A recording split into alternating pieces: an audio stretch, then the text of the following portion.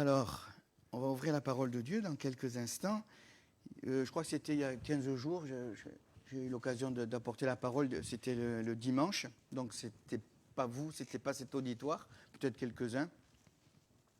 Et je m'étais arrêté dans l'épître de Pierre, dans la deuxième épître de Pierre, au chapitre 1er. On avait souligné un passage du verset 3 au verset 11. Et entre autres, on a décortiqué ce passage. Et au verset 5, il est écrit ceci: à cause de cela même, faites tous vos efforts pour joindre à votre foi la vertu, à la vertu la connaissance, et à la connaissance la maîtrise de soi, etc.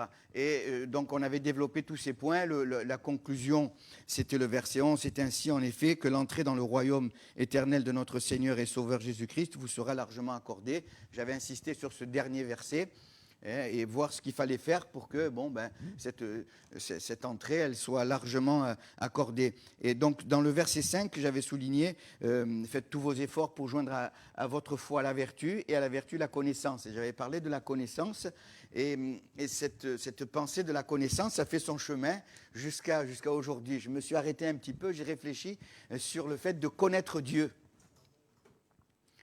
Et je le disais il y a 15 jours de cela, connaître Dieu. Est-ce que je connais Dieu?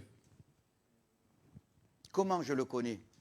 Qu'est-ce que ça veut dire que de connaître Dieu? Quels sont les éléments qui font que je connais Dieu? Donc on va le voir au travers de la parole de Dieu. On aurait pu mettre un titre, connaître Dieu. C'est important ça. Hein?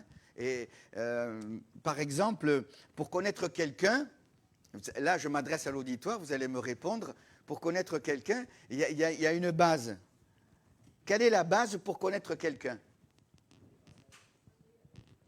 Allez-y. Pour une fois qu'on vous donne la parole.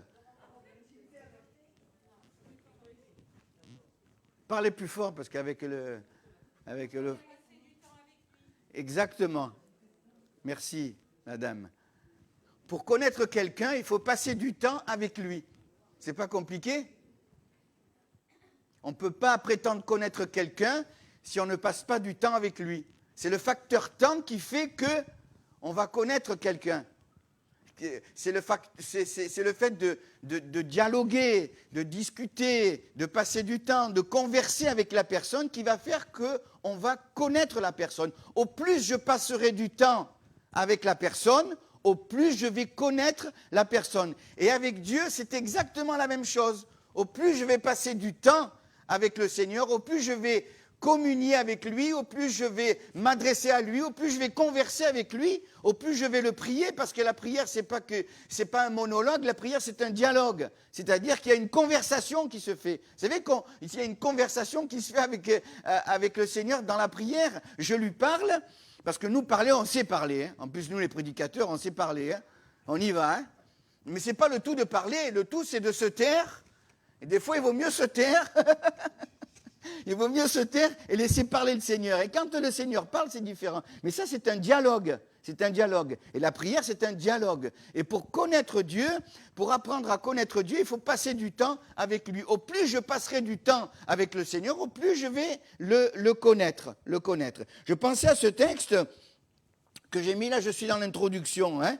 Ce témoignage plutôt, avant de regarder le texte, il y a quelques jours de cela, on était une vingtaine de chrétiens et on a décidé c'est la sœur, pour ne pas la citer, c'est Rosetta, qui nous a demandé, qui a voulu qu'on aille voir le lever de soleil là, vers les deux frères. Et c'est une bonne idée. Donc on a fait une marche très tôt le matin. On s'est retrouvés à 6h20 avant le lever du soleil. On a marché et puis on a regardé le lever du soleil. On était peut-être une bonne vingtaine. Hein. On était une bonne vingtaine. Hein. On a marché là. Et là, bon, vous voyez, Dieu nous parle. Et j'ai commencé à marcher avec un frère, pour ne pas le citer. Je pensais qu'il serait là cet après-midi. Marc, le deuxième Marc, parce qu'il y en a deux de Marc. Marc Labasse. Ah, il vient demain. D'accord. Et souvent, on l'entend dans l'église, mais on ne se connaît pas. Et ça, c'était un moyen pour... J'ai discuté tout le long de la marche avec le frère, et on a partagé de tout, du travail, de ce qu'il faisait, de ce qu'on faisait, où on a été, etc. Et c'est de cette manière-là qu'on apprend. Et je me suis fait du bien parce que finalement, je ne connaissais pas le frère, je ne connaissais pas un petit peu ce qu'il faisait, etc. Et c'est en passant du temps avec la personne qu'on apprend à la connaître. Ensuite, on a partagé un temps de prière, on a regardé le lever de soleil, on a mangé des gâteaux, on a bu le café, c'était formidable. Mais c'est dans des moments comme ça, je comprends aussi ce qui est écrit dans la parole de Dieu. Il y avait des agapes, et les agapes, ça servait justement à resserrer les liens de la communion fraternelle et apprendre à se connaître. Parce qu'on se connaît quoi? On se connaît de l'église 1 heure. Après, chacun va chez soi, à part pour quelques-uns qu'on connaît depuis quelques années, quand je vois quelques frères et quelques sœurs. Mais c'est en passant du temps avec la personne qu'on va apprendre à se connaître. Amen. Et c'est en passant du temps avec le Seigneur qu'on va apprendre à se connaître. Dans le Proverbe 27, verset 23, j'ai mis cette phrase où le Seigneur dit « Connais chacune de tes brebis ». Et le berger, il connaît ses brebis. Bon, il prend du temps à connaître les brebis, mais on a travaillé en Corse, j'ai travaillé en Corse, et Cyril, il a travaillé en Corse en tant que pasteur, et les bergers, je me souviens quand on passait dans la plaine de Cutoli, c'est juste à la sortie d'Ajaccio, il y avait souvent un berger. Et quand le 4x4 arrivait, et les brebis voyaient le 4x4, elles reconnaissaient le 4x4, il n'y avait même pas besoin de les appeler, et elles savaient que le berger était là. Et le berger, à chaque brebis, il les connaît par leur nom. Et on retrouve cette pensée dans l'évangile de Jean aussi, au chapitre 10, quand Jésus parle, il dit ceci, Jean 10, 14, « Je suis le bon berger, je connais mes brebis, et elles me connaissent. » Il y a une relation, il y a une communion qui se fait. Et au verset 15, il dit « Comme le Père me connaît, et comme je connais le Père, et je donne ma vie pour mes brebis. » Le berger, il connaît ses brebis, il les appelle par leur nom, etc. etc. Et peut-être, allez, j'ouvre une parenthèse, là, allez, je fais pas de l'évangélisation, mais peut-être qu'il y a encore des brebis qui n'appartiennent pas au Seigneur, là. Et oui, nous, on est des brebis. Hein. On est serviteurs de Dieu, pasteurs, mais on est des brebis. Et loin de moi la pensée d'être un bouc. Parce que les boucs, ils n'entreront pas dans le royaume de Dieu. Ce sont que les brebis qui rentreront. Hein. D'accord? Alors, je reste une brebis. Gloire à Dieu. Je ne veux pas être un bouc. Hein, parce que ça ne sent pas bon. Gloire à Dieu. Et le berger dit, mais je connais mes brebis. Je les connais. Il y a aussi une autre notion dans le fait de connaître, de passer du temps. Là aussi, en réfléchissant, ça m'est venu à l'esprit. C'est l'obéissance. L'obéissance nous amène à connaître Dieu. Et je pensais à ce texte dans l'évangile de Jean, au chapitre 1er, et au verset 32 et 34. Vous savez, c'est Jean qui rend témoignage. Jean-Baptiste. Il y a Jean, l'apôtre, et Jean-Baptiste. Et Jean-Baptiste rend le témoignage. Il dit, j'ai vu, et je rends témoignage. Celui qui m'a envoyé, je ne le connaissais pas. Donc celui qui l'a envoyé, c'est qui? C'est Dieu. Je ne le connaissais pas, mais il m'a envoyé et il m'a dit, celui sur qui tu verras l'Esprit descendre, c'est lui qui baptise du Saint-Esprit. Vous savez que c'est Jean-Baptiste qui a baptisé Jésus. Donc on retrouve le verbe connaître. Et il dit, mais je ne le connaissais pas. Mais il ne le connaissait pas, mais il a obéi. Et parce qu'il a obéi, parce que Jean-Baptiste a obéi, ensuite il a vu la gloire de Dieu et il a appris à mieux connaître Jésus. Puisque c'est lui qui a baptisé. Et vous vous rappelez ce qui s'est passé? Le mot Trinité n'apparaît pas dans la parole de Dieu, mais la Trinité s'est manifestée le jour du baptême de Jésus. Jean-Baptiste et Jésus sont descendus dans les eaux du Jourdain. Le ciel s'est ouvert, le Saint-Esprit est descendu sous la forme corporelle d'une colombe, et la voix du Père s'est fait entendre, et cette voix, elle disait... Celui-ci est mon fils bien-aimé en qui j'ai mis toute mon affection. Mais il dit, je ne le connaissais pas, mais il a obéi. Et l'obéissance nous amène à connaître Dieu. La désobéissance nous amène à ne pas connaître Dieu. Au plus je serai obéissant, et c'est un mot qui n'est pas à la mode. Hein. C'est un mot, je n'ai pas regardé s'il était encore sur le dictionnaire, tiens. Hein? Hein? C'est un mot qui... L'obéissance. Mais c'est clair. Il dit, moi je ne le connaissais pas, mais j'ai obéi à Dieu. Et il a vu la gloire de Dieu, et il témoigne de ce qu'il a vu. Et il dit, Jean-Baptiste, et je sais que c'est lui qui baptise du Saint-Esprit. Ce n'est pas nous, tiens, en parlant du baptême du Saint-Esprit, ce n'est pas nous qui baptisons du Saint-Esprit, mais c'est Jésus. Amen. Et Jésus seul qui baptise du Saint-Esprit. Et que Dieu soit béni. Mais il dit, je ne le connaissais pas. Et l'obéissance m'amène à connaître. Au plus je serai obéissant, au plus je vais connaître Dieu. Amen. Amen. Que Dieu soit... J'avais pris un autre exemple, alors là qui me touche un peu plus près. Je me suis permis, dans l'évangile de Luc au chapitre 5, il est question de cette fameuse pêche miraculeuse. Vous vous rappelez de ce passage ? On s'en sert souvent en évangélisation, mais là, Jésus arrive sur le bord du lac de Galilée. Pierre est en train de tirer la barque, et Jésus lui dit, mais je veux ta barque, je veux annoncer la parole de Dieu. Et donc, il va retirer la barque, et Jésus va monter dans la barque, il va se tenir il va s'éloigner d'un peu de terre, nous dit le texte, il va commencer à prêcher. Le Seigneur a prêché longtemps, lui, hein.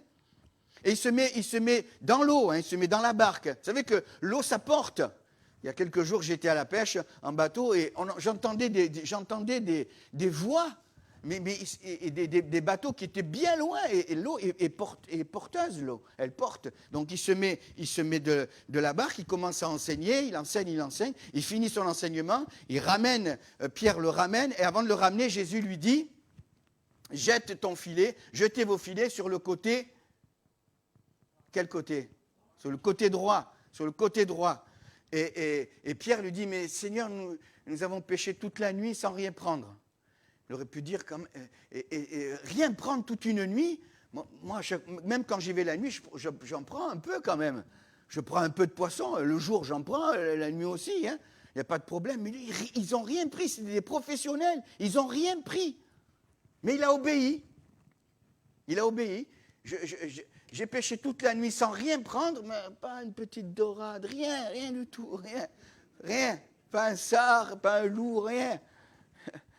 Mais sur ta parole, je jetterai le filet. Vous savez ce qui s'est passé ? Parce qu'il a obéi. Il aurait pu dire, je suis fatigué, Jésus, j'ai pêché tout. Vous savez, rester toute une nuit éveillé à tirer les filets, c'est pas évident. Hein. Mais sur ta parole, je jetterai le filet. Et le texte nous dit que...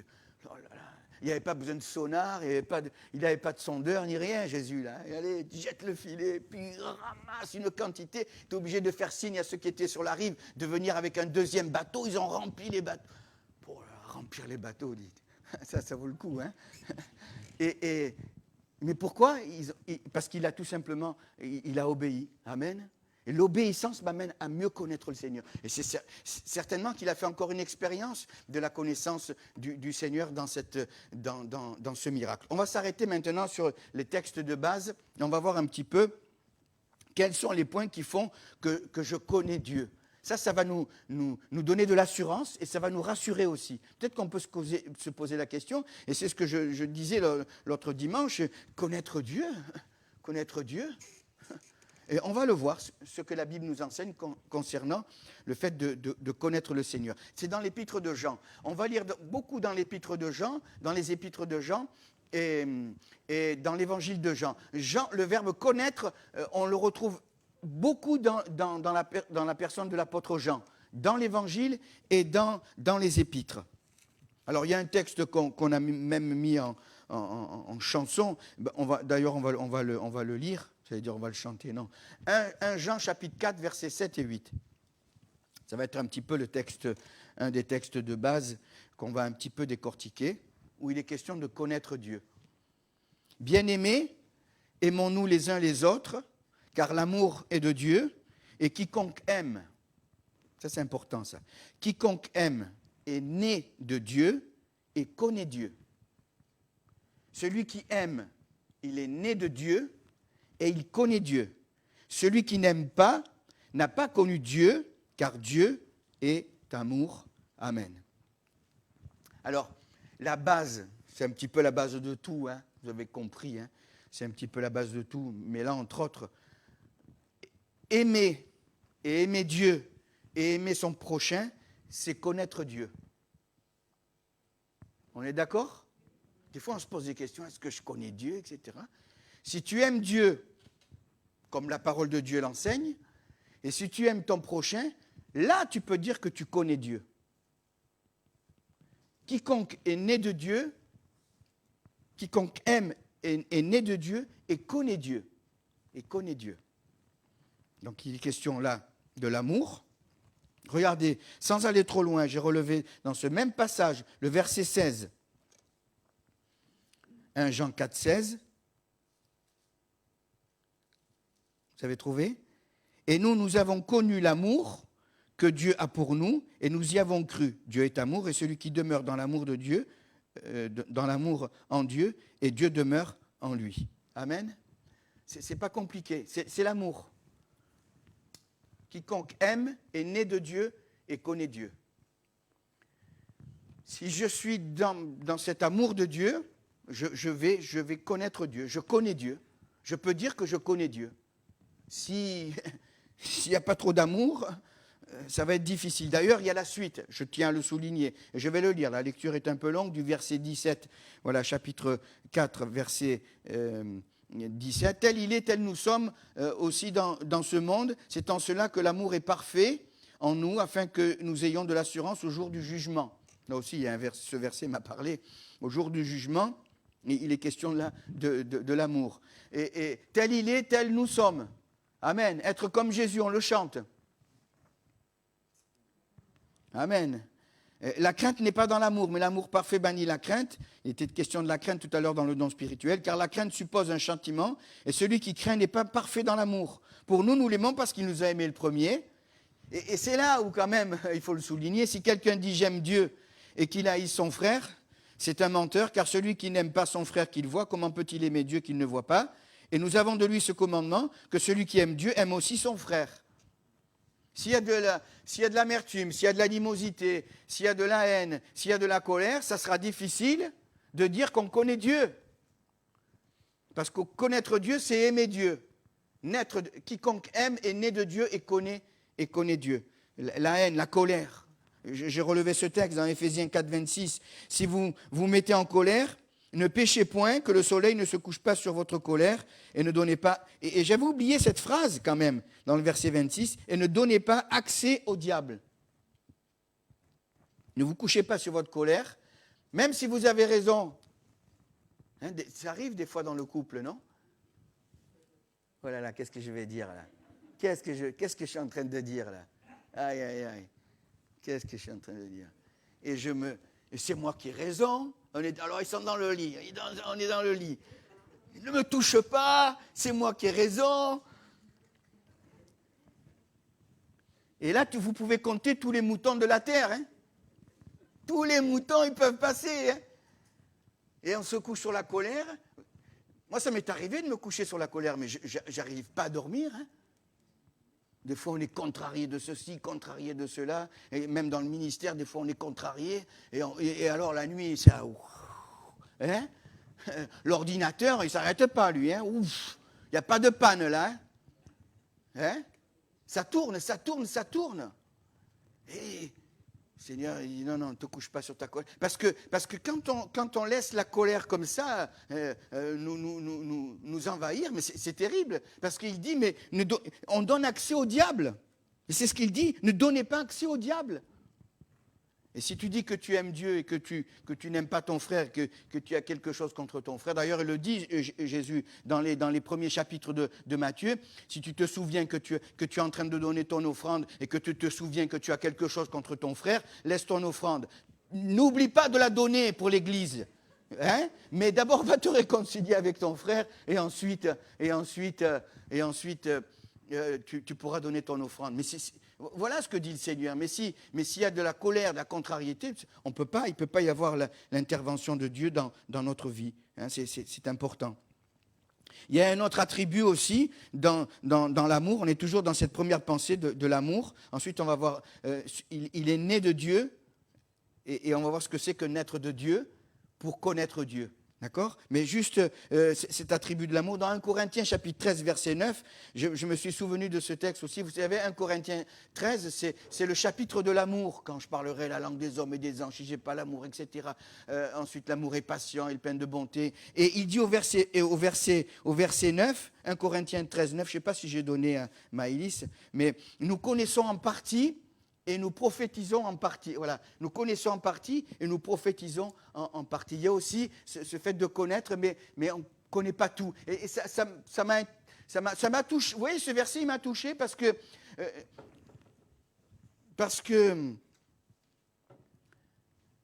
est question aussi de la prophétie. Et on se rend compte, moi je vous encourage à exercer les dons spirituels, ceux qui ont exercé, qui n'exercent plus, mais demandez au Seigneur. Et des fois on se dit, tiens, le frère il donnait quelques dons, on l'entend plus, ou la sœur, etc. Mais on se rend compte, je ne sais pas pour ceux qui exercent les dons spirituels, que enfin moi personnellement c'est ce que j'expérimente à chaque fois, c'est qu'on n'a pas toute la connaissance. Hein? Je ne sais pas si... Je ne sais pas pour ceux qui apportent quelque chose, on sent qu'il nous manque encore une dimension. C'est certainement voulu de Dieu, puisqu'il dit, car nous connaissons en partie. Et jusqu'à la fin, excusez-moi, mais je ne vais pas en contrariété à ce que je vais vous dire, mais jusqu'à la fin, on connaîtra qu'en partie, parce qu'il n'y a que Dieu qui connaît totalement. Il n'y a que le Seigneur qui connaît totalement. Et Dieu nous donne quelques pensées, quelques inspirations, là, dans la prophétie. Mais moi, à chaque fois, je dis, mais je sens qu'il manque encore quelque chose. Hein? Et ça, c'est bien, ça. C'est bon. Tant qu'on sent qu'il manque quelque chose, c'est bon. Parce que sinon, c'est l'orgueil qui nous prend. Et ça nous garde dans l'humilité. Vous voyez? Et c'est ce que dit l'apôtre, là, dans ce texte concernant l'amour. Le deuxième point, toujours dans 1 Jean chapitre 4, verset 7, il est né de Dieu. Il est question là de la nouvelle naissance. La nouvelle naissance nous amène à connaître Dieu. La nouvelle naissance nous amène à connaître Dieu. Amen. Celui qui est né de nouveau, il va connaître Dieu. Et on a ce texte de la nouvelle naissance. Allez, je vais vite, je vais aller passer là. J'avais pris des versets là. J'avais pris... Pour ce même verset, j'avais pris trois versions. La version français courant. Regardez ce que dit la version français courant. 1 Jean 4, 7. Mes chers, et voilà, le texte dit ceci. Mes chers amis, aimons-nous les uns les autres, car l'amour vient de Dieu. Quiconque aime est enfant de Dieu. Vous voyez, ça change. Quiconque aime est enfant de Dieu et connaît Dieu. Celui qui n'aime pas n'a pas connu Dieu. Parole de vie dit ceci. Tous ceux qui aiment sont enfants de Dieu et ils connaissent Dieu. Ils le sont. Hein? Et Osterwald dit ceci, quiconque aime les autres est né de Dieu et il connaît Dieu. Amen.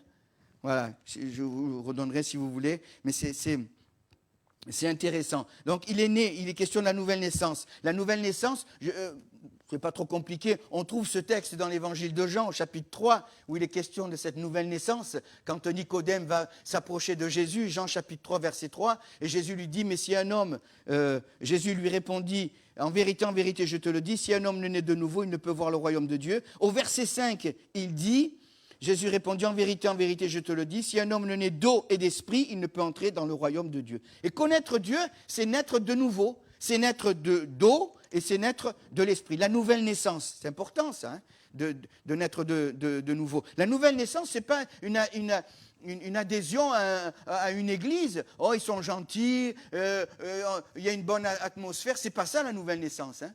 Si un homme ne naît d'eau et d'esprit, il ne peut voir. Et on va voir ce que c'est que de naître d'eau, de naître de l'esprit, pour connaître Dieu. Quiconque aime est né de Dieu et connaît Dieu. Ça va, vous suivez? C'est bon? Allez, on continue. Donc, il y a un processus dans la nouvelle naissance.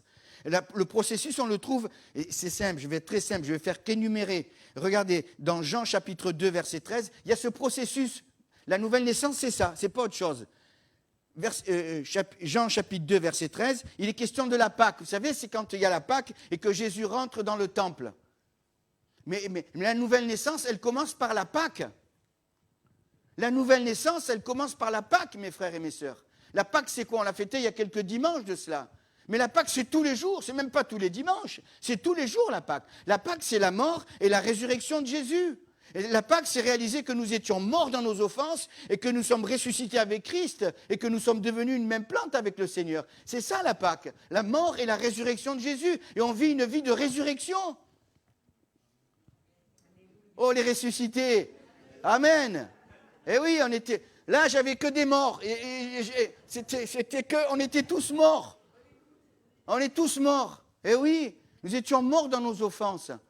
Mais il y a cette vie de résurrection. Et la nouvelle naissance, mes frères et mes sœurs, elle commence par la Pâque. La Pâque, elle est gravée dans notre cœur. Elle est marquée dans notre cœur. Amen. C'est la mort et c'est la résurrection de Jésus. Et on a la vie en Jésus.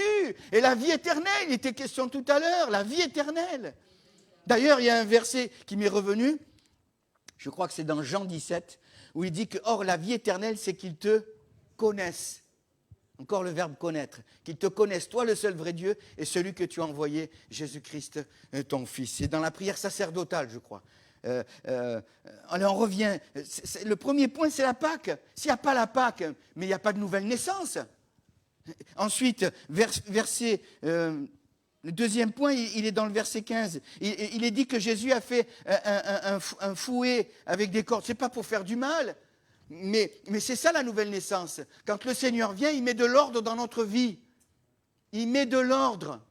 Il y avait du désordre. Il n'y a que du désordre dans notre vie tant qu'on n'a pas fait la paix avec le Seigneur. Et je sais que dans ma vie, quand j'écoute le témoignage de mon pasteur, je me dis c'est exactement la même chose. Moi, j'ai grandi dans les cités et j'étais un grossier, mais grossier de chez grossier personnage. Je n'avais pas parlé sans dire 10 gros mots dans une phrase. C'est terrible.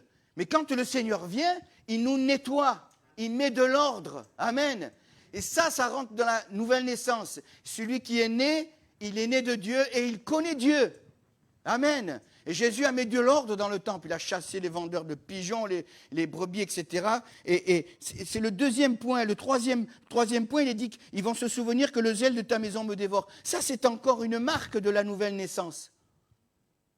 Et de connaître Dieu. C'est qu'il y a un zèle. Amen. Un zèle. Psaume 122, verset 1.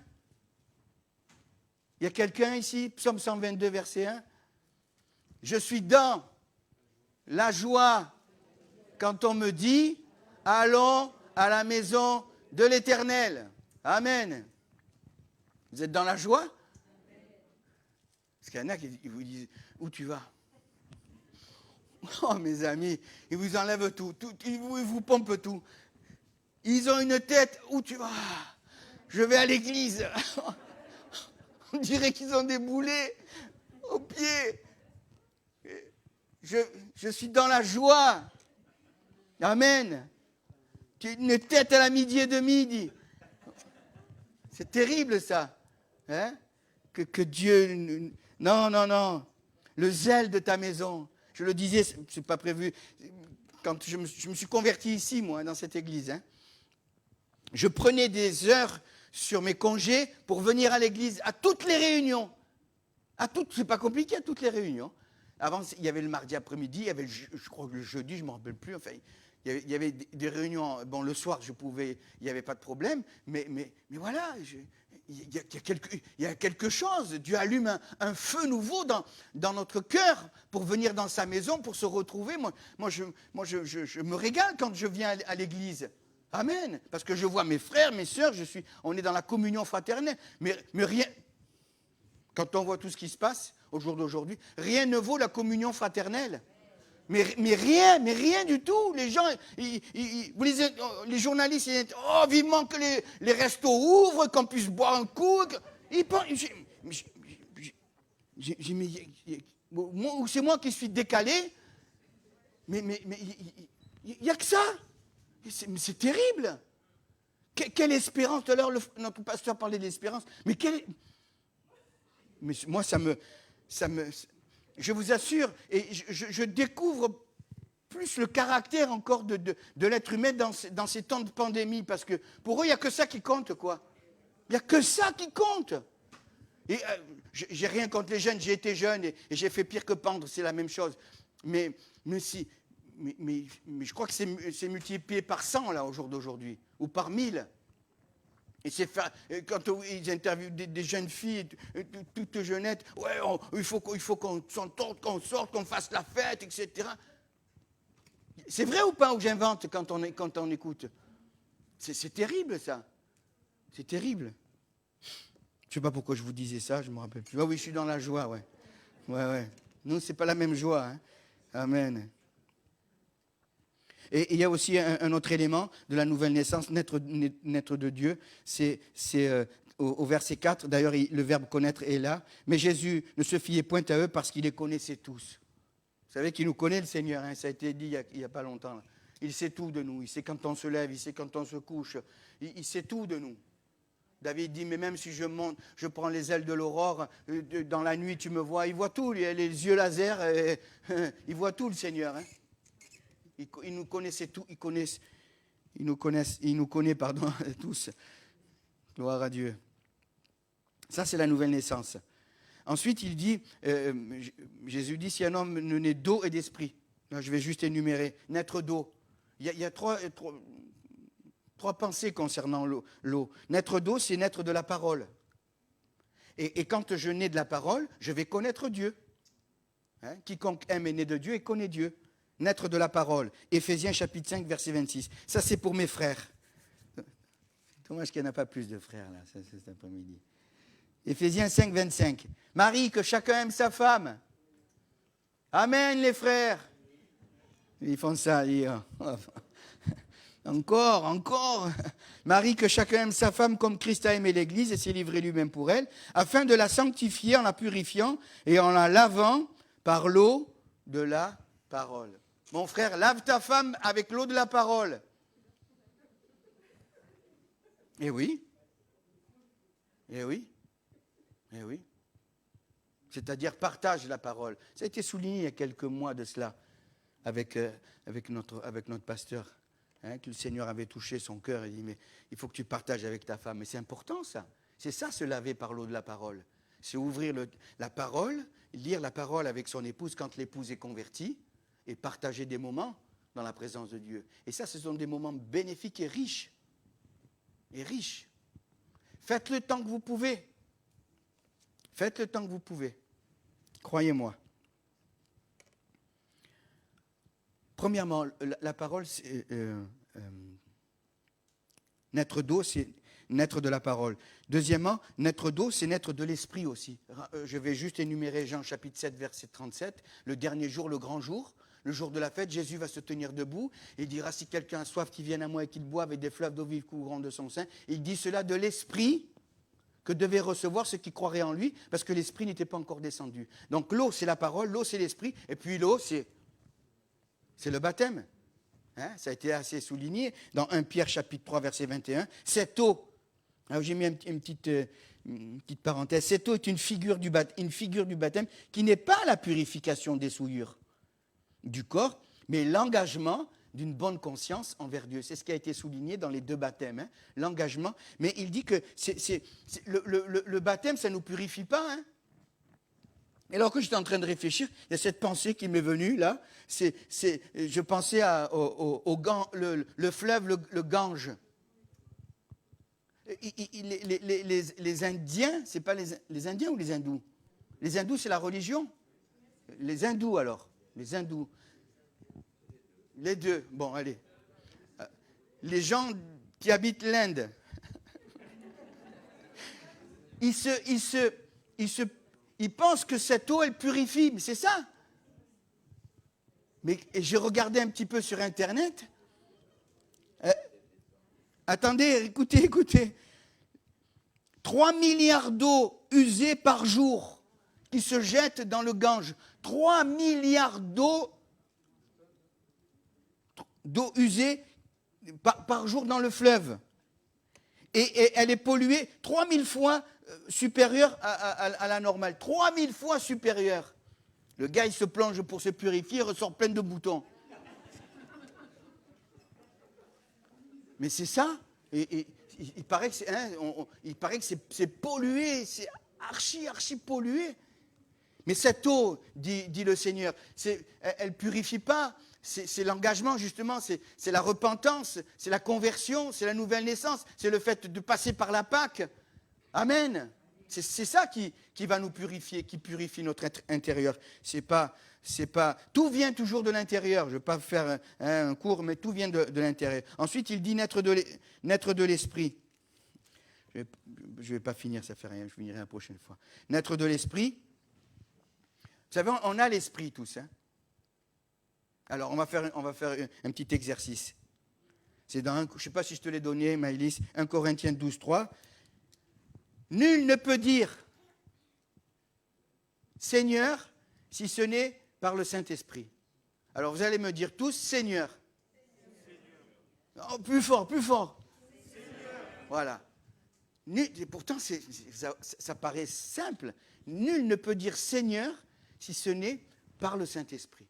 Donc, l'expérience d'ailleurs, c'est écrit dans Jean chapitre 16, verset 8, l'Esprit nous convainc de péché, de justice et de jugement. Et le Saint-Esprit nous touche. Si on est là, c'est parce qu'on a été touché par le Saint-Esprit. Bien sûr, il y a la prédication, mais la prédication, il y a l'Esprit dans la parole, et cette parole, elle nous touche par le Saint-Esprit. Après, il y a l'expérience du baptême du Saint-Esprit qui est autre chose. Je reviens dans l'épître de Jean. Regardez, on voit bien qu'il y a cette notion. Celui qui est né, celui qui connaît Dieu, c'est celui qui est né de l'eau et qui est né de l'Esprit. Regardez ce que dit Jean. 1 Jean 3, 24. 1 Jean chapitre 3, verset 24. Celui qui garde ses commandements demeure en Dieu et Dieu en lui. Nous connaissons, verbe connaître, on retrouve là. Nous connaissons qu'il demeure en nous par l'Esprit qu'il nous a donné. C'est le Saint-Esprit. Naître d'eau et naître de l'Esprit. 1 Jean chapitre 4, verset 13. Nous connaissons, tiens, aussi. Nous connaissons que nous demeurons en lui et qu'il demeure en nous parce qu'il nous a donné de son Esprit. Amen. Le Saint-Esprit nous touche. Après, le baptême du Saint-Esprit, c'est une autre expérience. L'expérience des dons spirituels, c'est encore autre chose. Mais le Saint-Esprit, on l'a. Hein, et ensuite, on développe les dons du Saint-Esprit et le baptême du Saint-Esprit. Un autre point aussi qui nous permet qu'on connaît Dieu, c'est dans 1 Jean chapitre 3, verset 18. Et alors là, il est question de la parole. Je vais m'y arrêter parce que quand même... 1 Jean 3, 18, petits enfants, n'aimons pas en parole et avec la langue, mais en action avec vérité. Par là, nous connaîtrons que nous sommes de la vérité et nous rassurerons nos cœurs devant lui. Car si notre cœur nous condamne, Dieu est plus grand que notre cœur et il connaît toutes choses. On retrouve le verbe connaître là. Les paroles, il y a un proverbe qui dit que les paroles, d'ailleurs, en ce moment... on peut, en tout cas on le sait, les paroles s'envolent, mais les écrits restent. Vous savez, quand il n'y a pas d'écrit, des fois à l'ancienne, on allait dire on fait comme ça, comme ça, comme ça, mais après tout change, les mentalités changent, les générations changent, et puis il n'y a rien d'écrit, il n'y a pas d'écrit. Et c'est la catastrophe. Hein? Les paroles s'envolent et les écrits restent. C'est qu'il faut et là, il est question de parole. N'aimez pas en parole et avec la langue, mais en action et avec vérité. J'ai relevé juste 2 versets où il est question de la parole. Vous savez, les paroles, hein, parole et parole, d'Alida. Et encore des paroles. Proverbe 10, 19. Celui qui parle beaucoup ne manque pas de péché. Celui qui retient ses lèvres est un homme prudent. Et dans Ecclésiaste, j'ai pris juste 2 portions du verset. Ecclésiaste 5, 1. Ne te presse pas d'ouvrir la bouche et que tes paroles soient peu nombreuses. Le Seigneur parlait peu quand il prêchait, mais sinon après dans les contacts, et même dans les prières de Jésus, elles étaient très courtes, hein, quand on regarde les évangiles.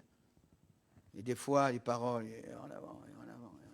Et à force de parler, on risque de pécher.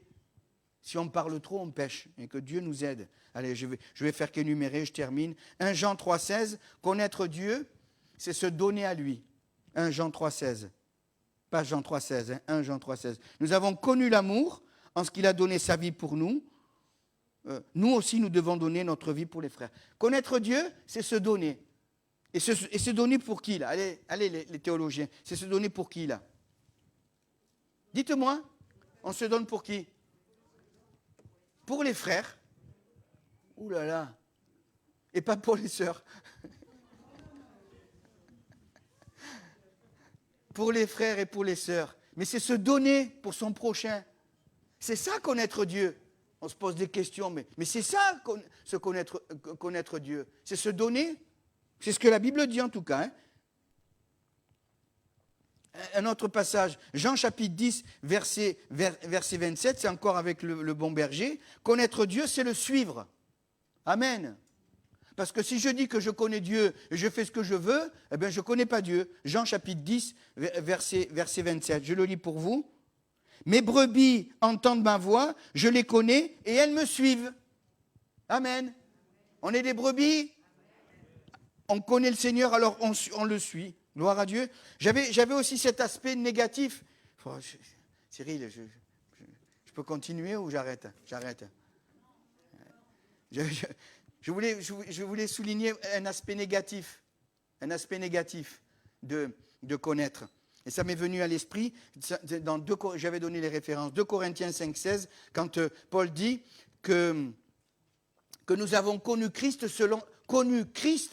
selon la chair. Écoutez bien, Paul dit, on peut connaître Christ selon la chair. Et on peut trouver dans les assemblées, dans les églises, excusez-moi, mais ça c'est le côté négatif, mais il faut le souligner de temps en temps. On peut trouver des chrétiens, ça veut dire quoi? Des chrétiens charnels. Ainsi, dès maintenant, nous ne connaissons personne selon la chair, et si nous avons connu Christ selon la chair, maintenant nous ne le connaissons plus de cette manière, que Dieu nous garde de le connaître selon la chair. Parce qu'on sait que la chair elle a des désirs contraires à celle de l'esprit. Relisez Galates chapitre 5, verset 17. C'est la débauche, etc. Et on peut trouver, mes frères et mes sœurs, des chrétiens charnels. Un autre texte dans Tite 1, 16. Je l'avais donné? Allez, vas-y, mets-le, ma fille. Ils font profession de connaître Dieu, mais ils le renient. Ils font profession de connaître Dieu, mais ils le renient par leurs œuvres, étant abominables, rebelles et incapables d'aucune bonne œuvre.